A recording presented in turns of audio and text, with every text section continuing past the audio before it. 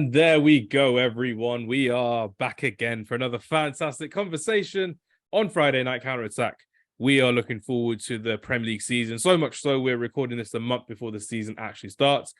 Salim should be joining us later on. I say this all the time and he never does, so he better join us. If not, I'll have to get a separate recording with him and the audience will never know, which will be pretty good. But we are joined by Varchek's finest, Canada's finest, not Canadians' finest, Canada's finest. We're joined by Taps again. Taps, good to see you, my friend. I'm seeing that you're being very busy with Atletico Ottawa out in Ottawa, I should say. How's it all going with yourself and how's the team going? It's going well. Start to the season was not the best. But this last week has been 3 out of 3, 2 clean sheets. The boys are playing better. We got Malcolm Shaw and Lucien back from the Gold Cup. They were playing for Trinidad. So now we finally have a full healthy team. And, we're playing some good football, scoring some goals at home. So that's what we've been missing. But, we also got Zapata from Zaragoza, like the legend, 400 games in La Liga, battled with the best. He just come and added some little more steel and experience in the CDM. Little more spice as well at CDM. I'm loving that. Yeah.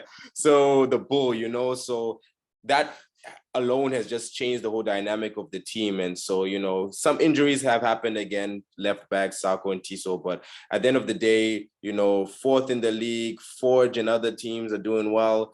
But hopefully we can see the rest of the season out, win the league, and then win the playoffs. So we'll see how that goes. We'll see how that goes. And it's looking good as well because it means that you're getting a lot more players coming up for obviously the inevitable 2026 World Cup in 3 years' time, and new young players are coming through from the CPL, which is really good to see.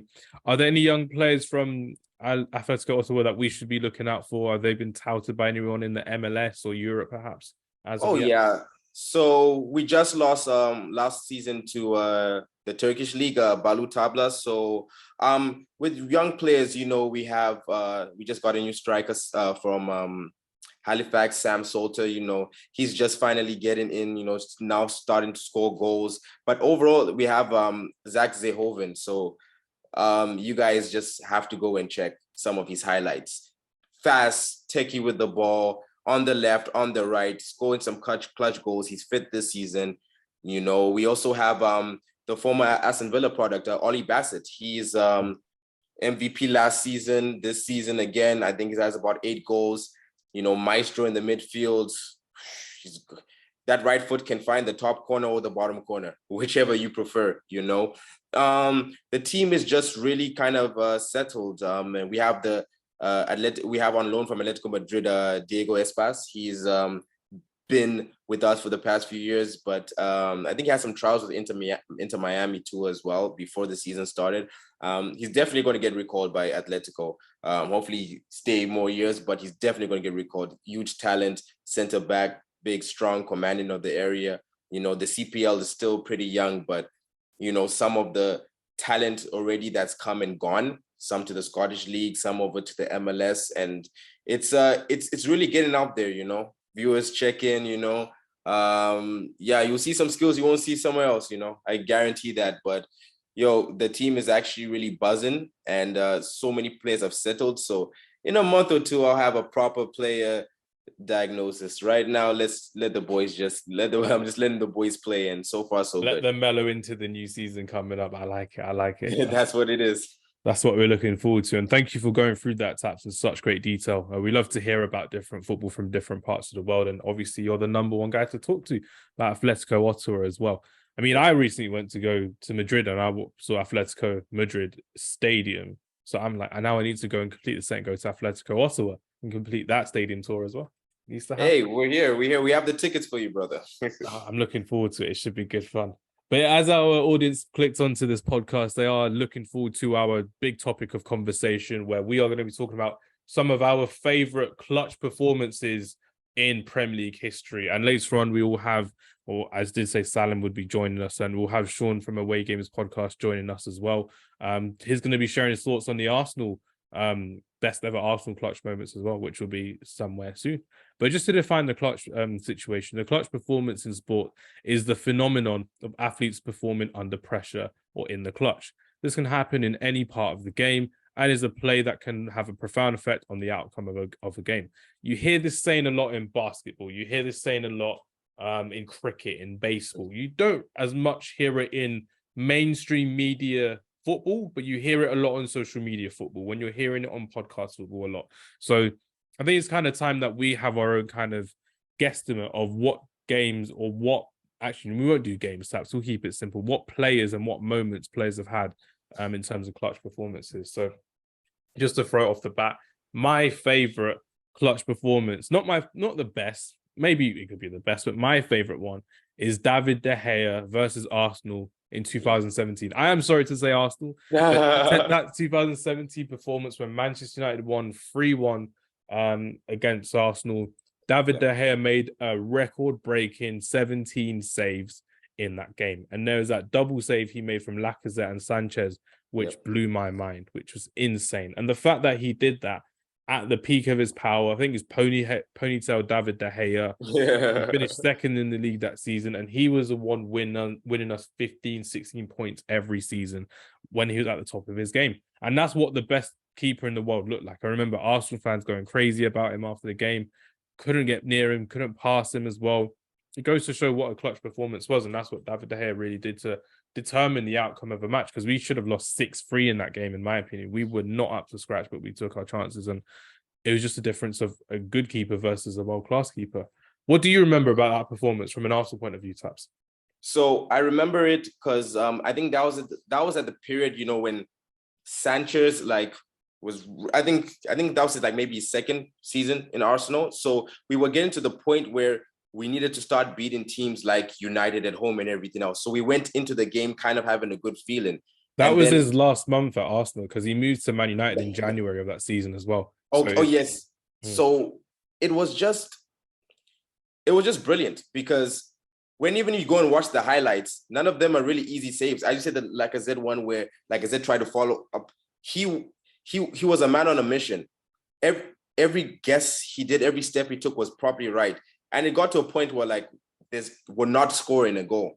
And then United did put in the 3 goals, but that's when people coming out of the stadium saying that's why he's the best goalkeeper in the world. Because if you look at the defense that he had, it was not the best people right in front of him.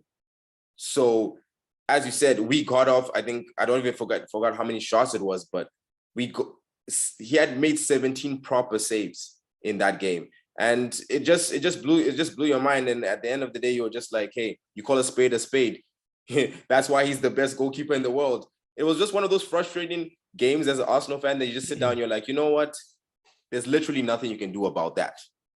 Yeah, it goes to show what a real player can do as well. And like you said, 17 shots on target, David De Gea making a save, which goes to show how bad our defense was at leaking chances. And the fact that David De Gea had to do that for a number of seasons, and Jose Mourinho even said it like at the time he was the best goalkeeper in the world, which goes to show how well he really did. And David De Gea, even though he's recently left Manchester United, for one, I'm quite sad to see him go, but I think the time has passed where David De Gea is the best keeper in the world to just being kind of not the best keeper in the world anymore.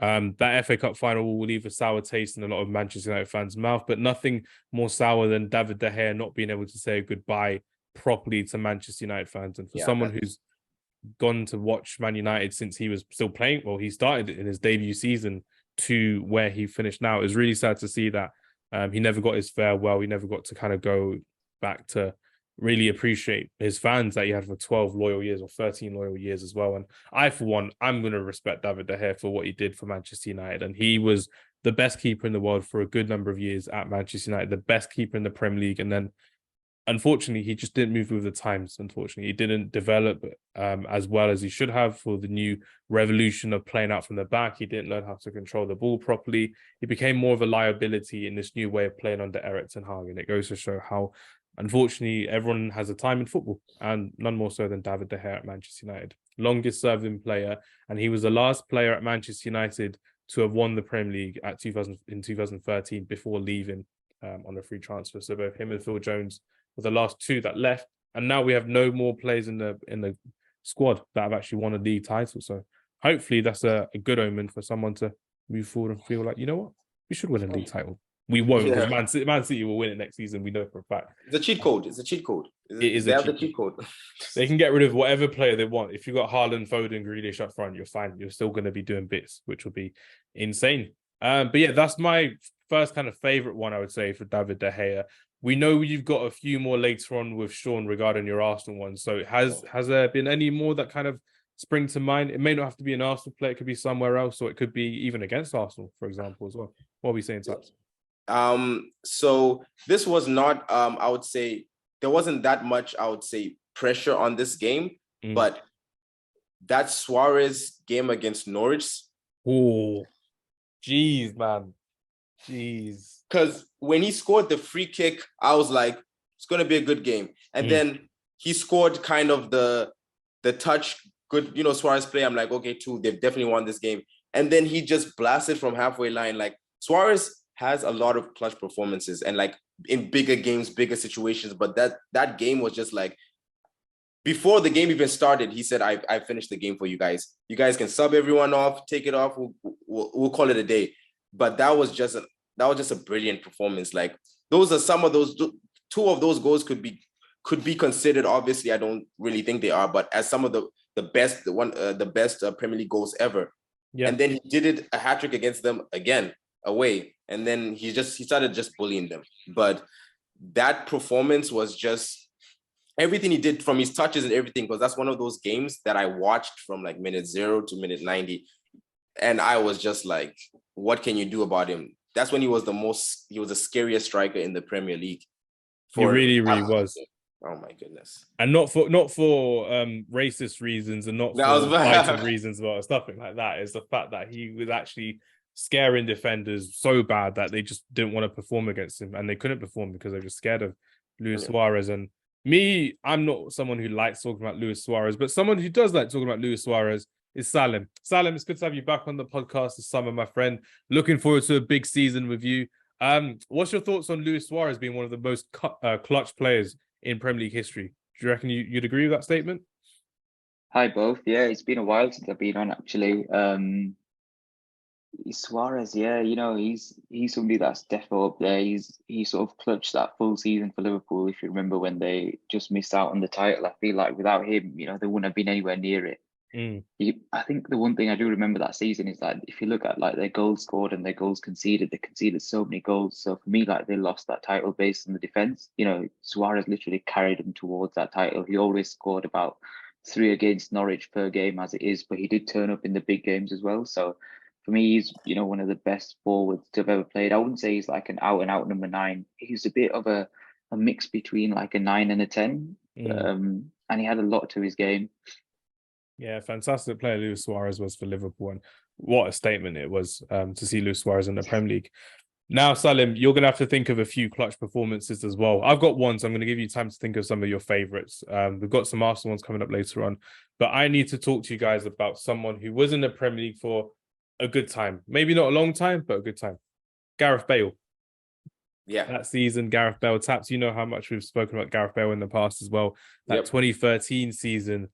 I need to talk to you guys a bit about how Gareth Bale came to Old Trafford and destroyed Rio Ferdinand, destroyed our defense.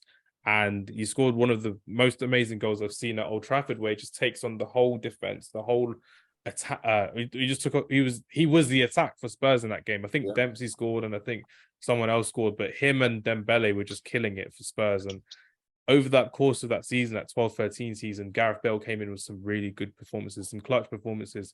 So much so the Man United one gets overlooked for me because he once scored a last-minute winner against West Ham at Upton Park.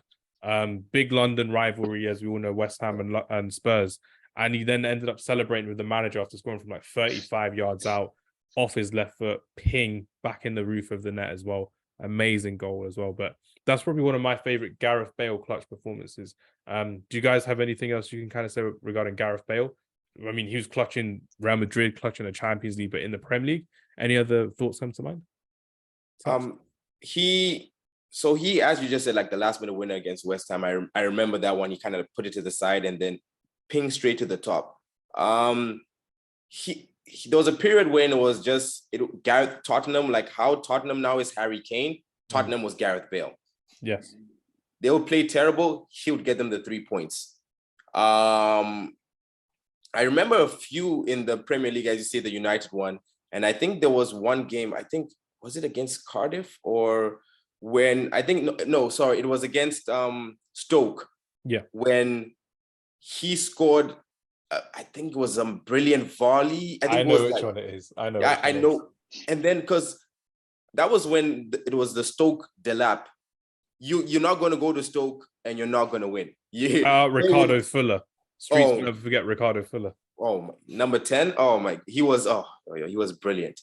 But they went there, and I think he scored. I might be mistaken. I think he scored 2 goals that day. But when he scored that one, like every time they got the ball, they were following him, because as soon as he left first gear, you couldn't do nothing about him. He was, as you said, like at a period of time, he was the scariest player in the Premier League. When you're coming against Tottenham, you have to make a plan for Gareth Bale. Like, whichever the right back was, he would smoke them, he would skate them, and he would find a way to score. Free kick, penalties, he did it all. I was going to say the volley against Stoke as well, like you said, I think it was edge of the box and it went left foot all the way into the opposite corner. It was insane.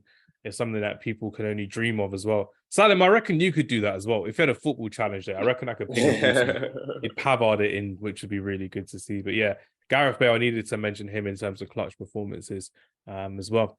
All right, Salim, I'm going to have to ask you, you can throw off your first favorite clutch performance. Is it CR7, one of your favorite players in Premier League history? Is it Sergio Aguero? Again, another one of your favorites as well. That Aguero moment, probably one of the greatest clutch performances of all time. The one against QPR. But where are we going with your one, Salim? Where are we going to the list? See, I was going to go with them ones. Like obviously Ronaldo, Rooney, Aguero. There's quite a few, but there's another one that comes to mind as well. Like, you know, Tevez coming back from taking like 4 months out golfing to win the title. That was kind of clutch. But I mean, for us, it'd probably be like in recent times, Grealish, you know, being that one-man team. Yeah. And, you know, just like relying on him every week, like which is kind of bad as well, because we had like no plan B whatsoever, which is good now that obviously we can actually play as a proper team. And the other one would probably be like Benteke, when he kept us up that, you know, probably like 2 seasons, I'd say. All those goals, without him, we'd definitely have been down. Oh yeah. And Benteke was cold in that moment as well, because he was at the time the main man. I think in one of those seasons you got to the FA Cup final as well, which goes to show how well Benteke was playing as your number 9 and how popular he was that Liverpool ended up buying him. But I need to kind of ask you about Jack Grealish and that 7-2 game against Liverpool. Jack Grealish, Ollie Watkins versus the champions of England. Not just any old Liverpool team. They were the champions at the time as well. Talk to us about that and how Grealish and Ollie Watkins kind of stole the show for Aston Villa. Salah. So yeah, I remember that game actually. It was the COVID season, but I was out watching it with like some of my mates and stuff. And socially distant as well, Salim. I remember socially distant, but as you do. And you know, we were watching the game, and you know, 0-0, and we were like making predictions and all this kind of stuff, you know, as you normally do. And I was like, oh, you know, Ross Barkley's debut today. Ollie Watkins hadn't scored in the league as well, so there's a bit of talk about him. You know, 3 games or something, no goal kind of thing. And then I just remember like second minute, you know, Watkins scored, and I was like, all right, 1-0, you know, if we hold on now, we've got a chance. And then all of a sudden it's like, you know, 2-0 and, you know, like ripping them apart kind of thing. I was like, oh, you know what, we normally like tend to bottle this somehow, but, you know, let's go with it. Then it's like, it got to like 3-0 or something, and I'm like, oh, what the hell's happening here? Something, you know, some sort of glitch in the Matrix today or something. And it was like, I think it was like 4-1 at half time or something. And I was just like laughing at my mate. He was a Liverpool fan and he was just shocked, like couldn't believe it as well. And then yeah, we'll come back in a sec. I do remember that game. That was I went to go get something to eat. I come back and it's 4. I'm like, what's going on? Like, I remember that day the most because Man United lost, I think 6-1 or 6-2 to Spurs early in the day. So they lost to Spurs, and then I'm in a huff and a puff, and I'm like to my cousins, I'm like, okay, cool, let's go out. I think we went to it's called like a batting cage. It's in Nottingham, which is near where I used to live.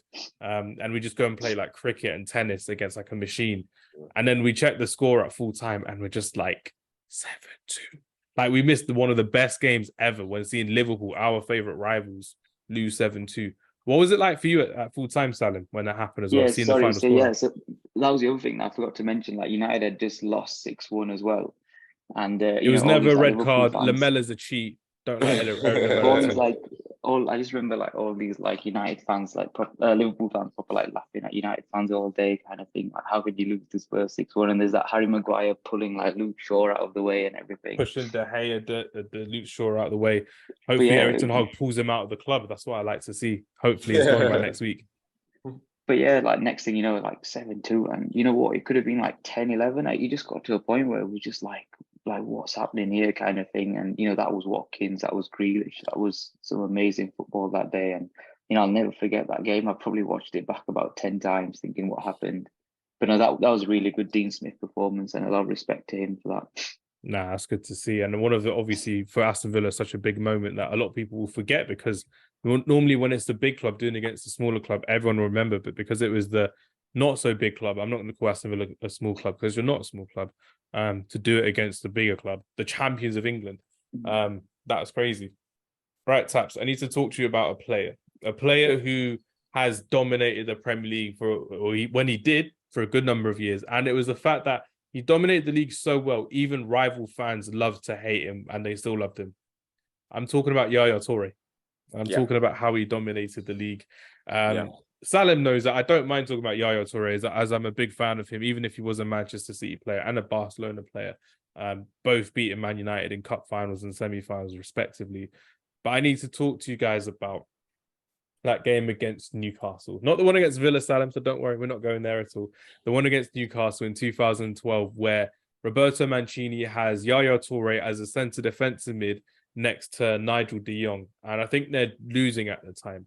And then at halftime or 70th minute, they bring on another centre mid. I think it's Gareth Barry or something. And Yaya Toure goes centre attacking mid. And when you remember what happens, he comes into the game and he just scores 2 goals. So it was 0-0 actually, and then it went to 2-0. So he was the one that actually took ownership of it, and he come up clutch. He really did come up clutch in that moment as well. And I'm really glad to see Yaya Toure still getting a lot of praise and appreciation in this day and age, even if he is coaching at Tottenham Hotspur nowadays, which I'm not a fan of as well. But what do you remember about Yaya Toure and his clutch situations there, Taps? What do you think? So Yaya Toure was one of those players who, it was just like he owned the field. Like, if he decided he wanted to win the game, he was going to win the game. Scoring free kicks. I remember, I forget against which team he did, but he took the ball from the half. He didn't even, I wouldn't say he ran past everybody. He jogged past everybody, and then I think he slotted it into the bottom. And I was just like, how is he doing it at this size? And, you know, people like always, I would say tall, lanky, like CDMs, they always compare them to like Vieira, if they can kind of move and whatnot. But when it comes to his like technique and he's like finishing, he just took over that season that he just took over. There's nothing you could do about it. Like, when you were playing Man City, you knew Yaya Toure was going to have a hand in you guys losing, whether he's locking down the CDM, whether he's attacked, whether he's given those through balls, whether he's the goal scorers himself. He would choose literally what he would want to do. He was just a special player, and one of those players that I would say gets kind of underappreciated because of his position of, I would say, how mellow he is, not really that flashy. So players like him, players like Conte, they kind of go under, everyone loves them, but they kind of go under the radar, and that just kind of helped him. So he honed these skills. He made Man City his own team for whenever he was on, and then, you know, he built them to success. And, you know, the Yaya curse finally came over because they won the Champions League, but, you know, it was when his agent was like, "Oh yeah, the curse has been lifted." Everyone's like, "Oh yeah, they're gonna win the league." It was inevitable. Once the curse was lifted, they were definitely gonna win. He was at the stadium. He was at the stadium too, I think. He was at the stadium, and then when I saw the stadium, I'm like, "Well, they're really gonna win this. Okay, that's good. Congrats." He's probably wearing his old 2012 shirt underneath as well when they won the league, which is crazy to see. But yeah, shout out Yaya Toure, man. Salim, this is what a lot of people have said on research for this podcast as well. I want to see if you agree or disagree. The most clutch player in Premier League history is not Ronaldo, it's not Henry, it's not even Alan Shearer, it's Mohamed Salah. Would you agree or disagree with all the last minute goals, the assists that is brought up into this Liverpool side as well? What do you think? I'd say it's a fair shout.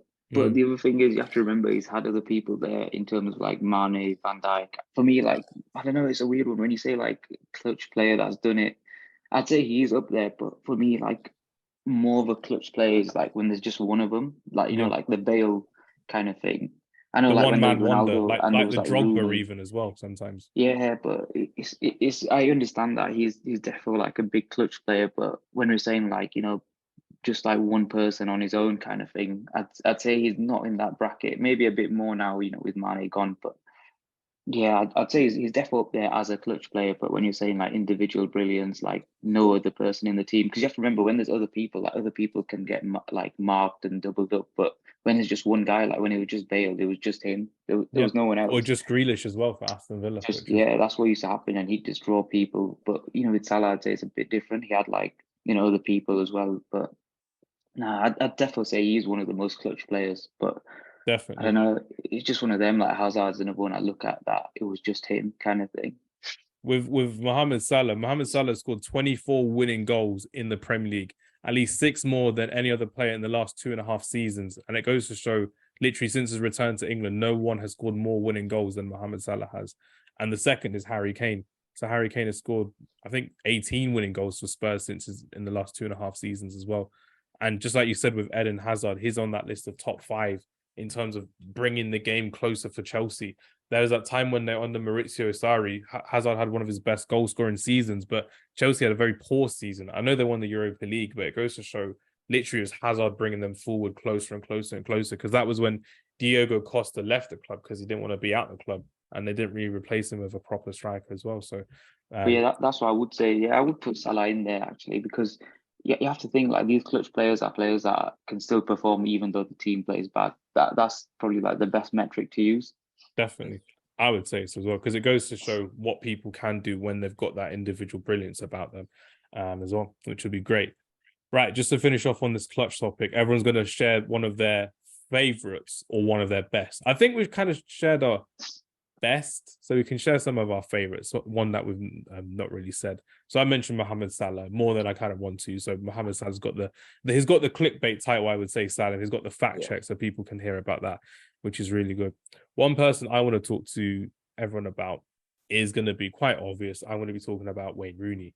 So Wayne Rooney is someone who has had more good games, great games than bad games for Manchester United in the past. And one of his bad games, which gets brushed over quite a lot, was the Manchester derby in February, March 2011.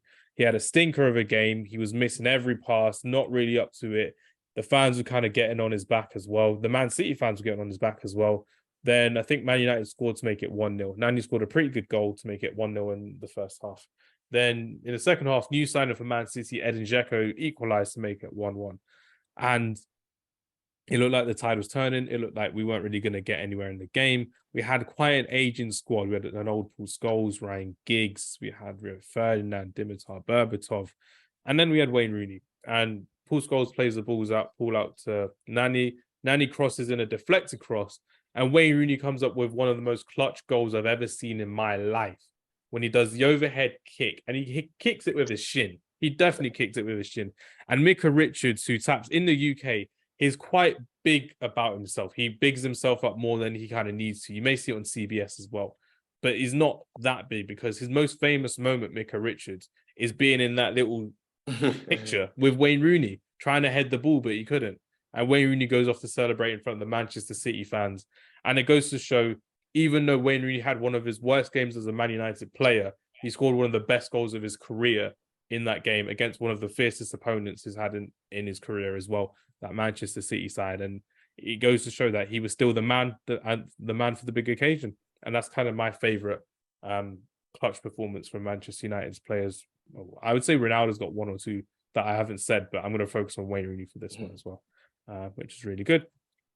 Right, Salim, you can share your one. Have you got any in mind that isn't the 7-2 from Villa? Have you got any from back in the day when you were a young Aston Villa fan and someone turned up clutch for Aston Villa? Or are we going to go down the Aguero route? I know it's Aguero. I know Aguero's coming. One of you's picking Aguero. I knew that was the case. Go on, Sam. I'm just going to go down. I was going to go down the Aguero route. To be honest, that Man City game that you mentioned, actually, I do remember the match of the day for that. And Rooney missed everything. He misplaced every single pass there was. But the problem with Rooney is that there's a lot of recency bias. Like people just remember the last sort of season or something where he wasn't playing much, but they forget, all those other 8, 9 years where he was, world class, one of the best in the world. For me, biggest clutch moment probably has to be Aguero. Well, that whole Man City team, to be honest, because they all played a part. From Dzeko to Aguero, all of them, and it just showed like scoring the first goal as well. Yeah, well, all of them, like the players just never gave up. From going 1-0 down, from going 2-1 down to like QPR parking the bus, and then 92 and then 94, and that first title was always going to be the hardest one for Man City. And the fact that they did it, it just shows like in football anything's possible and it's not over till the end. So yeah, that, and then they sort of did it again to us, where Gundogan, I'd say he's quite a clutch player, and he came up. That's a shot. And he clutched them that 3-2 against us. But yeah, that'd probably be them two. And I'd say, to be honest, Unai Emery as well. How he clutched us for that top 7. People thought we'd never get anywhere near Europe, and from his first game to his last game, the sort of belief he brought to that squad. Even at the last game, we still had to beat Brighton, this Brighton team that have been unbelievable all season, and we got over the line. So yeah. Nah, really good shout there. Taps, I know the CPL is a young league, but you still wouldn't want Steven Gerrard managing you in your league. You want to avoid him at all costs, man. The guy is there not learning Arabic properly when he's coaching in Saudi Arabia. He was telling the press, the media in England, that Aston Villa are not good enough to win some of these games. And they were like 17th, 18th. And they got rid of him. And Unai Emery, who's an elite coach, I will definitely say is an elite coach, maybe didn't work out for him at Arsenal, came in clutch really for the rest of the season, and he definitely deserves his plaudits. He definitely gets it from our podcast, that's for damn sure, not just from Salim but from everyone, which is good to see as well. But yeah, we'll get on to our Arsenal clutch performances in a bit. So now we're at the time of the podcast where I need to ask you boys, Sean and Taps, and Sean, thank you for cameoing in this bit of the podcast, for some of Arsenal's greatest ever clutch performances. So you both have to choose one of your favourites, and you probably have to agree on the best clutch performances. And I think you're around the same age, so you're going to have the same kind of demographic in terms of when you actually watch Arsenal Football Club the most. But if you had to pick your favourite clutch performance from an Arsenal player, was it Mesut Ozil, Alexis Sanchez, Thierry Henry, Dennis Bergkamp, David Seaman, Jens Lehmann? Where are we going on the pitch? You know what, Taps, I'm going to start with you, my friend. If you had to pick your favourite, not necessarily the best, but your favourite clutch performance from an Arsenal player in the Premier League history, who was it and why? Okay, so we didn't win the game, which I never thought we were going to win the game straight off the bat, but it had to be because I watched that game from minute 0 to like the 90th minute, and that was Arshafin's 4 against Liverpool. Yes, that's what I'm talking about. That's iconic. It like we scored first, and like that's because Arshavin, it was like, I think, good way in the season, and he still was up and down, but I was like, yo, he has a tick, he can do it. Then he scored the first goal, and I'm like, oh, we're going to beat Liverpool. And then, they went ahead, and then every time the ball got to his feet, he just hit the ball, and it just went in the net. And it was one of those on your edge kind of seats, and we were just saying, get the ball to Arshavin. Then Nelson had the ball to Arshavin. Diaby, I was like, just pass it to Arshavin and let him work his magic. And every time he got the ball, one-on-one, whatever, he just swung his foot and it just went in. It was just one of those it was just brilliant. And it just showcased what kind of a player he could have been for us. He did well, relatively well. But that was just one of my favorite performances in the Arsenal shirt. I have a lot, but every time I think about one performance and I'm like, those Arshavin 4 goals, because we were okay. We were up and down. It was one of those, it was the period where Arsenal was like, we were boys. Everyone was trying to bully us and everything else. So they say we go to Anfield, we go to Stamford Bridge, we're just getting beaten. And you're like, oh, they have potential, but we weren't really there, injuries and whatnot. But that performance by Arshavin, and then every time he was just like this. He was like, what more can I do? What more can I do? He did that as well to the cameras. Like, he had to. At the end, it was just a perfect performance. Like a lot of Arsenal players, as you said, have had great performances. And that's just my personal best. But, we'll discuss what we agree on the best one is, but that's just my personal best. For me, whenever I think of that Arsenal kit, all I remember is Andre Arshavin with those 4 goals as well. That yellow kit was crazy. And the funniest thing is, The season afterwards, you went to Anfield and you won 2-1, and Arshavin scored the winning goal in that game in the next season as well. And it goes to show he scored 4 in a draw and 1 for a winner, which goes to show how amazing it was for Andre that was a Arshavin blue kid with the lines too as well. That was the one, and he was just like, it's me again. And then after that, he kind of just dipped. So yeah, he enjoyed his nice little cameo in England at the time, which was great. Yeah. Sean, I'm pretty sure you love that Andre Arshavin moment, but have you got any other favorite ones that have come to mind whilst thinking of that one? Well, my favorite ever solo clutch moment, solo goal, the best solo goal I think Arsenal have ever scored is the one when Henry against Spurs, because for me, it always has to be against Spurs. Not the Liverpool one, no. Nah, the Spurs one, because he literally ran all the way from the Spurs box, all the way to score the goal, and then ran back to the Spurs goal to celebrate. With a knee slide. That knee slide was iconic. Yeah. People use that as their album covers. People use that. Aubameyang used that. Gabriel Jesus has used that. That knee slide in the North London derby has become iconic because of Thierry Henry's clutch performance in that game, that clutch goal, and taking on the entire team. But obviously, we know you're a big Arsenal fan, Sean. Tell us a bit more about what that meant for you in that moment, watching it for yourself. I think I remember because I was quite young at the time, so you'd never really seen those kind of. To be fair with you, I remember saying to somebody that era of football was special because although we had Henry, there were so many good players in that time and in that period that to be the best in that period, you were beating some top dogs. So I remember when Henry picked up that ball and you're thinking to yourself that, okay, he's going to give it to somebody and then maybe a 1-2 just looked like it looked like a break, but it was a break with somebody, like somebody's going to be involved. And the fact he just literally it was the double knee tap to get the ball rolling, then he controls the ball, then it's down, then he's running. It's like you're just at the edge of your seat with every step he takes because you were literally there with him, in that game with him. And then all of a sudden he just puts it in the back of the net.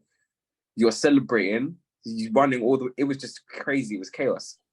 Yeah, it was an amazing goal. And the fact he did it against his local rivals as well in Tottenham. And it was just another L for Tottenham. But that L was special for Arsenal because of that goal and what it meant to Arsenal fans as well. Also our invincible season as well, which even makes it even better. It was the invincible season or the season after. It was the 0-2 kit, so I think it was the invincible season. It was the 0-2 kit. I'm gonna have to double check. We'll cross reference that in a bit because I know the Liverpool one was the season for the the Liverpool one was the Invincibles one. The Spurs one may have been as well, which was crazy, but that's a great one to choose from as well. And I'm really happy you chose that. Now it's the time before you have to leave from this little 20-minute cameo appearance, Sean. You and Taps now have to decide between the two of you what's your best clutch performance from an Arsenal player. And it can't be that Henry one. It can't be the Arshavin one. Which one do you think you both collectively will decide as the best clutch performance in Premier League history from an Arsenal player? Good question. That is a very good question. You know what? I'm going to just throw this one out there. Since we're talking about King Henry, that the whole game, that Real Madrid goal, that Premier League only. Oh, my goodness. I was trying to... Cup competitions are easy because they stick to your mind a lot. When it's league, it doesn't stick to your mind a lot. Otherwise, Man United have so many, Arsenal have so many, but league. Do you know what? Taps. I think I will give it to not necessarily a clutch moment, but I think a sensational moment in Arsenal history is a time where we were still bottom barrel, not really at the top of our game, but that Jack Wilshere goal against Norwich. Oof. That was a very special moment where Arsenal it showed Arsenal as what we are as a team. And I know that clutch moment is meant to be like a solo goal or a solo time, but Jack Wilshere at that time was Arsenal's best player by a mile. He was, when we lost him due to injury, we could feel it. He was sensational. Yeah. You know what? That is good because that whole goal, as you said, it was just when like we were, as you said, we were bottom barrel. We were like, once again, with the period where we were boys, trying to play against men. And then we will just see some performances that like throughout that season where you're like, this is how we should play every single game. Yeah. And that goal when it was just like, everyone just like, let me see that again. And then let me see it one more time. It was magical. It was magical. Yeah. It's definitely a goal that has for many years now genuinely been like when they talk about Premier League's greatest goals, it's there. And obviously the timing is not the great because Arsenal fans don't remember that as a glorious period. but it was one of the greatest moments, and the player to score it was so loved by Arsenal fans that we were glad it was him of all people, if that makes sense. If it was Van Persie, that would suck. It's like, that's a great moment. Like, that was That's awesome. why he didn't do Van Persie versus Charlton. I see it now. Oh no, that goal was like the technique and like it was great. But yeah, we're like, Van Persie, he's all right. I've got one for both of you. How about Dennis Bergkamp's turn? He did that famous turn where he just spun around. Was that against Newcastle or Leicester or someone? That was against Newcastle. Yeah. The other moment I had was Henry's free kick, the one where the referee, I think it was Andrew Mariner, had to take it, and he kept putting it top corner. I was gonna say that moment, but that moment it's a great moment. That's got its own fan base, that moment as well. Yeah. Oh yeah. I'm gonna put this one out there, and I remember it because he had just come back from, I think, injury, and it was a North London derby. That Fabregas performance against Tottenham when he scored 2 goals. After the kickoff, I sat down after like screaming. I'm like, yeah, that's right. Spurs, all of that. And then you sit down and you just see, I'm like, Fabregas on the solo run, and then he runs into the crowd. I went ballistic. It was crazy. Yeah. That goal, and also because it was Fabregas, and I think that was his injury one, because he has injury-prone seasons at Arsenal. But I think that was the one where he just came back. I think he also left injured, but that was the one where he scored those 2 goals, and we just bossed them we bossed them still to this day. But I mean, we bossed them that whole game, and then he just took the ball and he just ran. He basically ran straight. He said, no one's gonna stop me. He ran straight, and then he ran to the fans. So that was crazy. Yeah, he's not one of the quickest players either, says Fabregas. And the fact that Palacios lunged in, he didn't get it. Ledley King lunged in uncharacteristically and missed it as well. And Fabregas was one-on-one with the keeper, just slotted it away. Glorious finish. That's Fabregas. Anyways, guys, I hate to leave you. Unfortunately, work is calling me. Yeah. So what were we deciding then, Sean? You and Tax, what you decided? Going for Jack Wilshere against Norwich. No, Fabregas. Yeah, the Fabregas one. Yeah. Excellent. Nicely done, Sean. The injury and his Fabregas. We still love Fabregas. We still love him. Okay. Even if he went to Chelsea. I don't get that logic at all. You hate injury, but you love Fabregas. Don't get it. What is with Fabregas is Fabregas actually tried to come back to Arsenal first. And we couldn't afford him. So therefore, his hands were tied to get him. He wanted to come back to the Premier League. He wanted to come to Arsenal. We couldn't bring him back. We can't blame him for that. Yeah, and happy retirement, says Fabregas as well. What a player he was in Premier League and in world football. The fact that he did so well. But yeah, Sean, thank you for joining us on this segment, and I'll see you next time on the pod. See you guys. Bye. And Taps, do you want to just tell us a bit more about some of your favourite moments or your favourite clutch performance? Not from an Arsenal player necessarily, but from anyone that you remember. So, one of my all-time favorite players, Santi Carzorla. He was a magician with everything. Like, everything he touched, left foot, right foot, we can go on all day.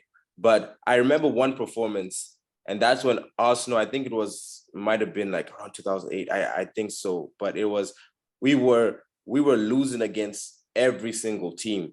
And then we came against Reading, and then we were 2-0 down. And then from nowhere, Carzorla scores a header. And then some of the goals, we won the game, I think 5-2.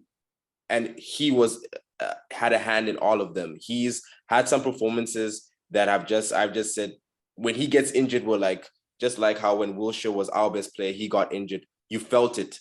You felt the presence. The game against Man City, where we won 2-1 as well, no one could touch him that whole game. He scored the penalty, he gave the cross to Giroud to score that winning goal.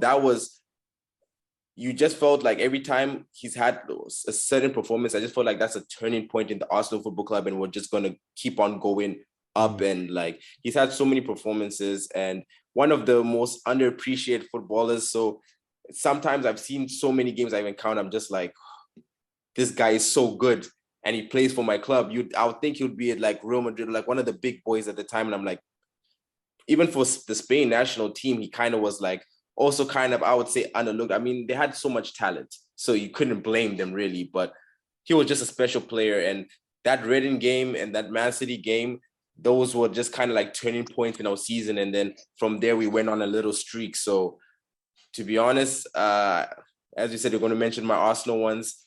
Some more ones more I prefer. You know, Henry has had a lot of them. Fabregas as well, but those two Santi Carzorla games are just games I just vividly remember for some reason. Every time I see him, I have a smile. He is a clutch performer. He's showed it for Villarreal when he was there as well. So you know, top player. Definitely. What it reminded me of when you're talking about him was David Silva as well. Exactly. Yeah. David Silva's performance for Man City. I can say it now because it's 12 years later. When Manchester City came to Old Trafford and bullied Manchester United and they won 6-1, David Silva pulled the strings in that game, scoring a couple goals, making a couple of assists, dominating our midfield of Fletcher and Anderson. And he was all over the place and we couldn't contain David Silva. And that's when I personally think the Premier League took notice of how well David Silva was in this Manchester City team and what he did to actually bring so much joy and composure and flair into this Manchester City side. And being a clutch performer is never always going to be about being a striker or a goalkeeper for a last-minute save or a last-minute goal. It's about how he just came out of nowhere from just being a good 7 out of 10, 7 out of 10, 7 out of 10. The next season he comes in just 8s, 9s out of 10s every other week. And it goes to show what David Silva was as a player. Before we end this segment, I can't forget Cristiano Ronaldo. I'm going to mention him.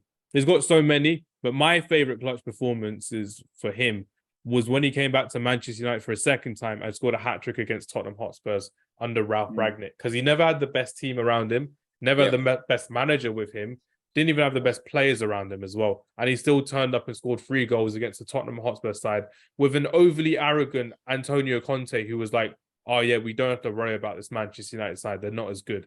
And then he got humbled by Man United winning 3-2, Ronaldo scoring 3.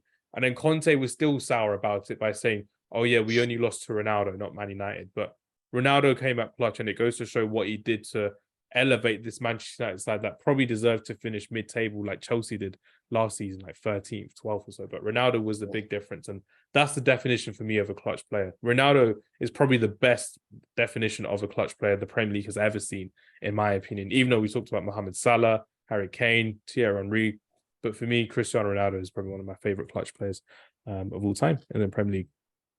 Right, just to finish off the podcast, it's going to be a simple chat about obviously our own kind of teams: Salah, Aston Villa, Taps, Arsenal, and me, Man United. I need to talk to you guys about your new signings. So Salim, talk to us first about how the hell did Aston Villa get Pau Torres? I think he's good enough to be playing in the top 4, personally, Champions League quality centre-back. How did Aston Villa get him?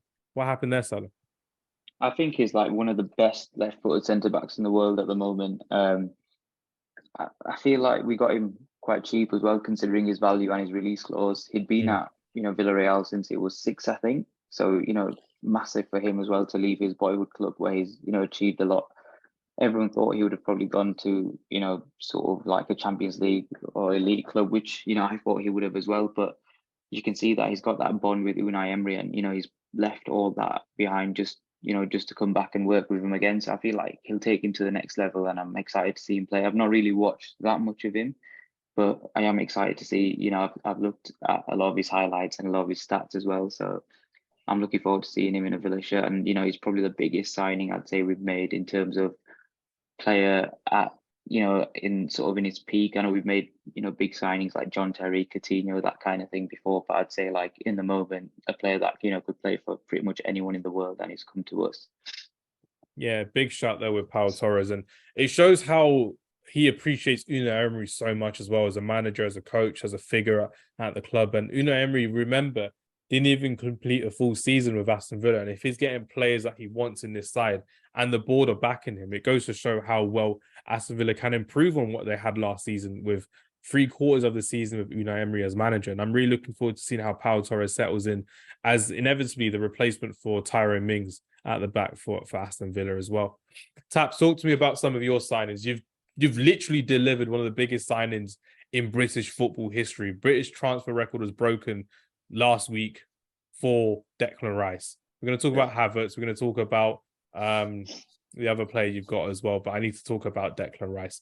What does he bring to Arsenal Football Club that you didn't have already? And how excited are you to see Declan Rice in an Arsenal shirt in the Premier League?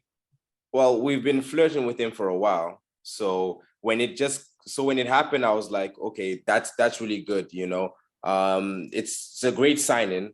As I said, all the other signings are also good signings. It's a great signing. We've talked with our kind of CDM kind of position.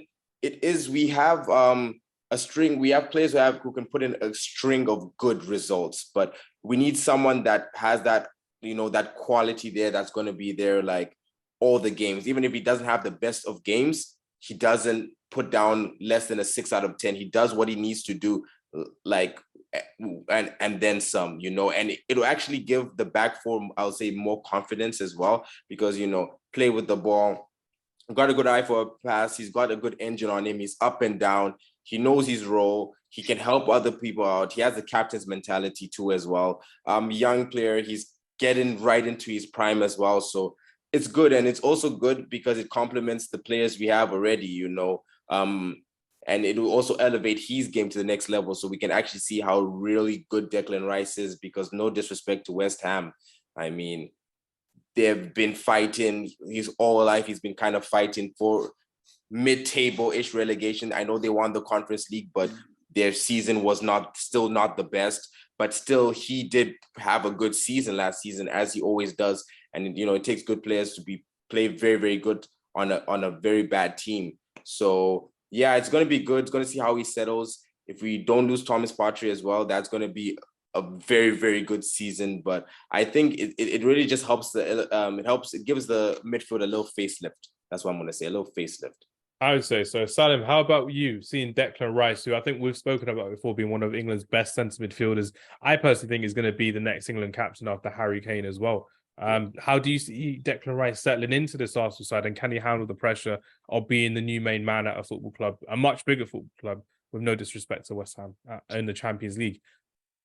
Yeah, definitely. I agree with everything that Tap's saying, in that sense that, you know, he's been at West Ham and he wants to be playing Champions League football. You know, he's a key player for England as well. So I think it was just a matter of time. And I was surprised, really, because I thought, you know, he was dead set on that Chelsea move. So for him to go to Arsenal was massive. I know Man City came in as well at the end, and I didn't actually want him to go to Man City because, you know, they've still got Calvin Phillips that, you know, hasn't even played for him. I want him to go somewhere and then, you know, become the main man. It's interesting because he's not just a defensive midfielder. He's quite box to box in that sense. So Arsenal have spent a lot of money, and I'm actually looking forward to seeing him this season. I know, like, last season, they sort of just, you know, fell short, and I feel like squad depth was a problem there. But yeah, I'm looking forward to seeing Arsenal next season with, you know, Rice being one of them, Havertz as well, you know, so they are getting the names in. Let's talk about Kai Havertz. I need to talk about him because I've heard a few friends who are telling me, yeah, Kai Havertz will be sick as a number 9 at Arsenal. He'll do really well as a winger at Arsenal. He'll play as a number 10 for Arsenal, as well as a second attacking midfielder with Odegaard at Arsenal. I'm a bit confused with where Mikel Arteta wants him to play until we see the first game of the season. But let's kind of speculate. Taps, where do you think Arsenal will get Kai Havertz's best position? Where will it be for him? Will it be on the wing? Will it be as a number 9, or will it be as his natural position, for me personally, as like a number 10 or like a second 8 working with Martin Odegaard? What do you think? I think he is going to be a second 8, because once again, we've just seen how putting him up front works. I mean, he's too isolated. Havertz has a brilliant technique. He has a good engine on him too. So I think the way Arsenal play with our strikers, whether it be Nketiah or Balogun, who hopefully I hope stays, Jesus will be moving around too as well, so he can kind of drift behind and make those runs as well. And Chelsea, once again, it didn't work out for them last season, and they do have great players with great ability on the ball, end zone, whatever. But having Odegaard making those runs, so Saka and Martinelli, basically he's just going to create space for everybody else. And now there's going to be less pressure on him, because for some reason when he was at Chelsea, it was just all eyes on him. Even though, you had Modric, you had Sterling over there who weren't really performing to their standards, he became the scapegoat. So it's going to be a breath of fresh air. And if he plays, I would say closer to, the midfield, which I think he's going to play just in front of Rice with Odegaard side by side. And, obviously change him around throughout the season, maybe one game over here as a winger and everything else, just to kind of keep it fresh, but he's going to be playing as I think like an 8, a box, or like a second striker, as you say, right next to Odegaard. And we'll see how it goes, but that's already the right step for him. And it helps us as well because now we have some height in that team. So, can't be crossing to Saka and Martinelli all day. I mean, Van Dijk is going to be eating those balls every single second, so And it has some height. Jesus as well. Literally, you'll get all our strikers are either lower than 5'6". I'm sorry, I said 5'6", 6 foot. So it's you get some height there, and it just adds another dimension to our attack. And I think he's going to settle in well. Yeah, it'll be excellent as well because it's a football hipster's dream when you're looking at Martin Odegaard, Declan Rice, Kai Havertz moving forward. It would have been a hipster's dream like 4 years ago when they were young at Bayern Leverkusen, young at West Ham, and young at Real Madrid. But now they're all at Arsenal Football Club. Let's see if Mikel Arteta can crack on with his midfield that has got moving forward. Obviously, Granit Xhaka leaving for Bayern Leverkusen. Yeah. Last word on the podcast from me before you wrap it up is it looks like Man United are going to be signing Andre Onana as their new number one goalkeeper from Inter Milan. He took his flight over at the time of speaking this week, basically, from Milan to Manchester United. I'm not too sure how it's going to work out for Andre Onana. I'm going to see how it goes in the first couple of weeks because I think it'll be a big thing for him to settle into English football. I don't want to use that as an excuse all the time, but when you've got someone who's quite a big goalkeeper, quite a stocky goalkeeper, around 6'2", 6'3", I think he is, but it's going to be quite difficult for a new guy to get used to some of the physical strikers, the Haalands, the Darwin Nunez's, Ollie Watkins, I would say, prime example there in terms of physicality. Dominic Calvert-Lewin. It's going to be quite fun to see how Andre Onana does because I think from an attacking perspective, he works really, really well for the team. He'll help set up the team from the back. How Erik ten Hag wants him to play like he did at Ajax way back in 2019 as well. Salim, we've spoken about Andre Onana in the past as well, but do you think it was the right time for David De Gea to move on and to actually go for someone like Andre Onana at Manchester United? I feel like the thing is, he's part of this revolution that's going on at Man United, and you can't be sentimental about players. Like if they don't fit in, then they have to be moved on. As sad as it sounds, but I feel like that was one missing piece in that Ten Hag puzzle in terms of playing out from the back. So I feel like it's quite key. You can see like in modern football, look at Liverpool, look at Man City, look at us. The keeper is where it starts. Playing out from the back, and you need to have the right keeper in there. So I feel like it's a great signing. Arsenal as well with Aaron Ramsdale replacing Bernd Leno, and he's become a revelation. And I think I saw recently Aaron Ramsdale is the most expensive British keeper on like transfermarket.com, which is insane. It goes to show how these goalkeepers who can play out from the back, play with the ball at their feet, are so comfortable in this modern age. And that's what we like to see, the development of football year in, year out, which is insane. Right then, everyone, I want to say thank you very much for listening. Thank you very much for taking the time to enjoy our podcast. I do hope some of you message some of your favorite clutch performances of all time. I know we missed loads, and there'll be a part 2 and a part 3 of this. We've got so much more to go through in terms of clutch performances. Salim, it's good to have you back, my friend. We're going to be talking a lot more about football with this upcoming season. More matchday vlogs from you with Aston Villa coming up. Taps, I'm looking forward to seeing how you're going to be developing with Atletico Ottawa back in Canada. Looking forward to it, my friend. And yeah, everyone, thank you very much for listening. Guys, thank you for joining the podcast. Take care, and we will see you next time. Peace.